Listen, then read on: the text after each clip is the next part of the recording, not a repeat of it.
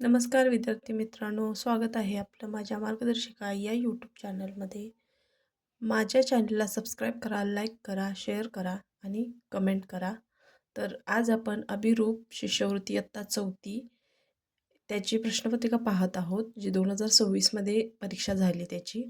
तर आता आपण या व्हिडिओमध्ये गणित विभाग पाहणार आहोत. तर त्यामध्ये पहिला प्रश्न आहे, प्रश्न क्रमांक 26. इथं पदावली दिली आहे त्यांनी. 5 + 3 × 5 वजा कंसात 2 × 0. तर ही पदावली आपल्याला सोडवायची आहे. तर आपण सोडवूया. 5 + 3 × 5 वजा कंसात 2 × 0. तर पदावली सोडवण्यासाठी आपल्याला दोन किंवा अधिक क्रिया सलग देतात.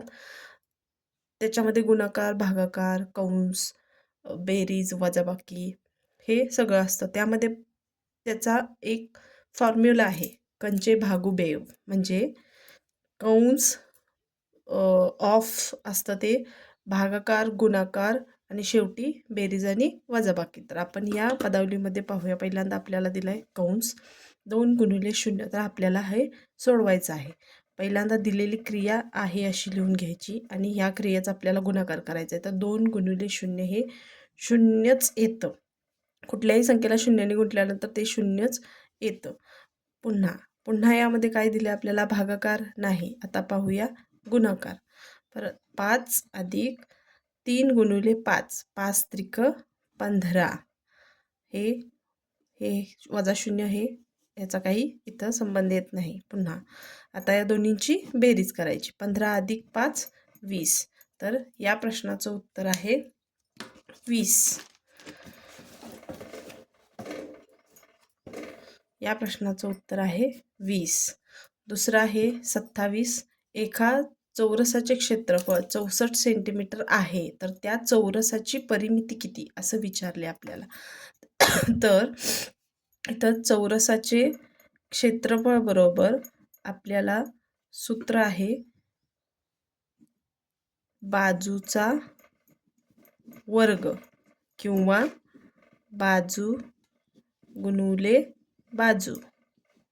हे या दोन्हीपैकी एक सूत्र आपण इथं वापरायचं. तर चौरसाचं क्षेत्रफळ दिले आपल्याला 64. तर त्यासाठी तुम्हाला वर्गमूळ यायला हवं.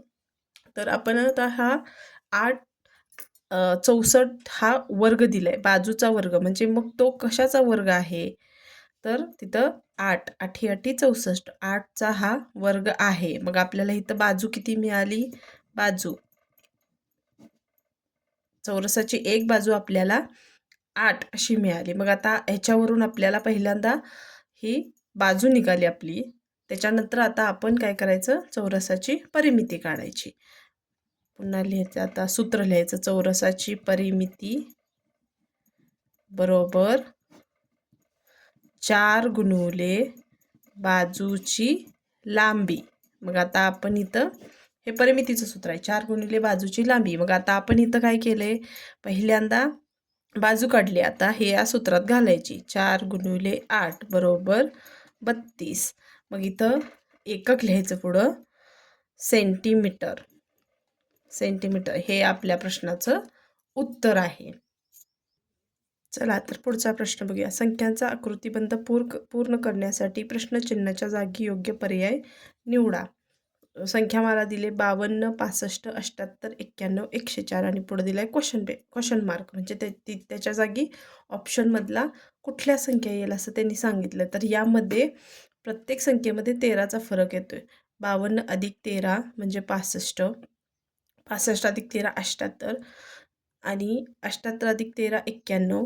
मग 104 मध्ये 13 मिळवल्यानंतर आपल्याला 117 हे उत्तर भेटते. त्यामुळे पर्याय क्रमांक 1 ह्या प्रश्नाचं उत्तर आहे. उर्वरित भाग पुढील व्हिडिओमध्ये पाहू.